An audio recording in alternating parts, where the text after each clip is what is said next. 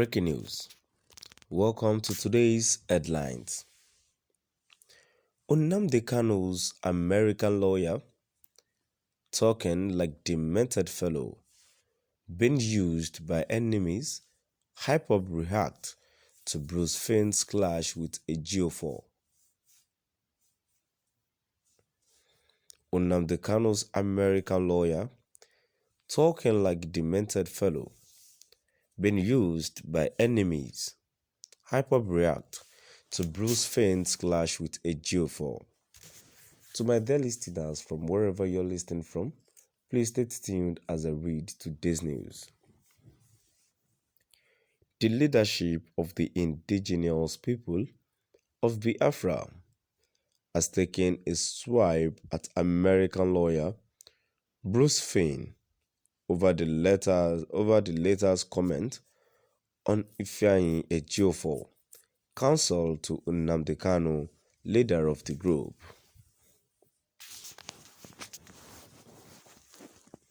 In a statement issued by Ima Powerful, the IPOP spokesperson, the group said Fane had pitched his tent with the adversaries and was being used by them. Powerful particularly pointed out that Bruce's grievances against Ejiofor started when the American requested Kanu to allow for the inauguration of government in exile, a request which the agitator declined.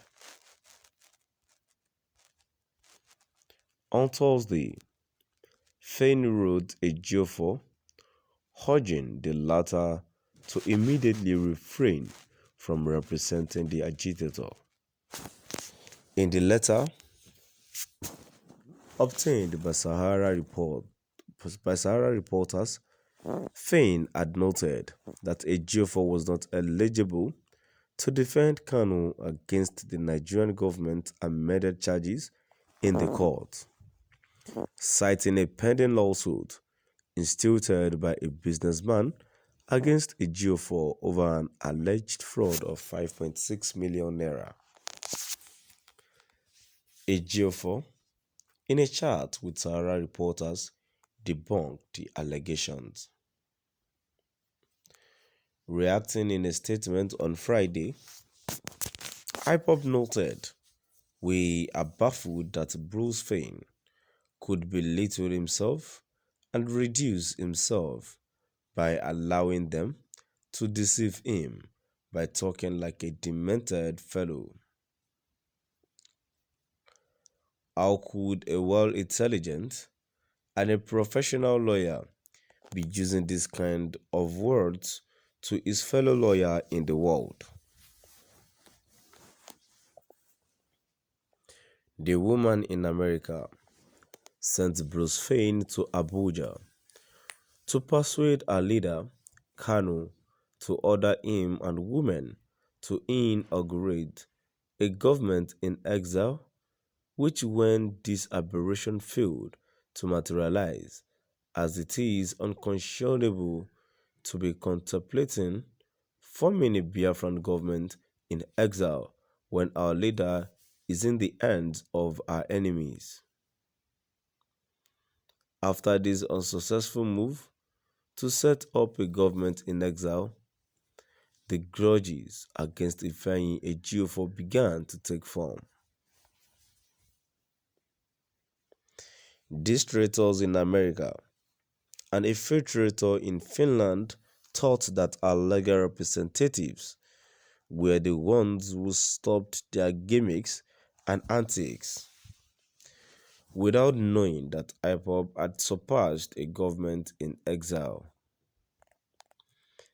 The powers conferred on Mr. Bruce Fane by our leader vied, the IPOP lead counsel is to be exclusively exercised in the United States of America and other foreign jurisdictions with the exclusion of Nigeria. Pertinent to note is the fact that Mr. Bruce Fane set his feet in Nigeria Shortly after the abduction, an extraordinary rendition of our leader via the invitation letter extended to him by our lead counsel, Sir Ifeanyi Ejiofor, which visa issued in respect thereof still subsists till date. Several attempts to visit our leader either in court or the DSS facility by Mr. Bruce Fein were all rebuffed by both the DSS and the court respectively. All formal correspondences towards making those visits feasible were exclusively handled by the IPOB Council.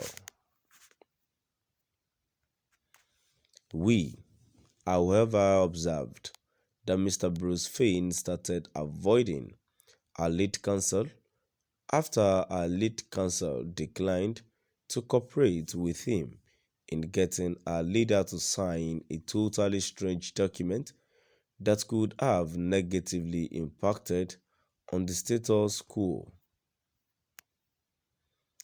From that moment, Mr. Bruce Fein pitched tent with sworn enemies and detractors of our struggle.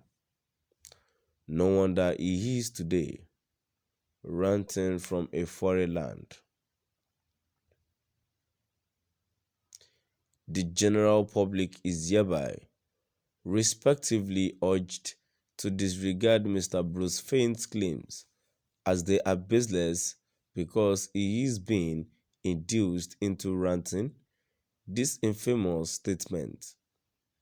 We reiterate that the IPOB leadership has implicit and unshaken confidence in our erudite teams of lawyers who have creditably distinguished themselves as a sound and indefatigable advocate. Mr. Brisbane is advised to focus on the international briefs provided to him to handle on behalf of our leader, which we have not seen any tangible result since he started handling them in the USA and desist forthwith from further defaming our amiable legal luminary. I probably appreciate and love his commitment and focus in handling our leader's case. To my dear listeners, now we've come to the end of our today's news. Please do drop by here at the comment section and let us know what your view is all about. Thank you for listening.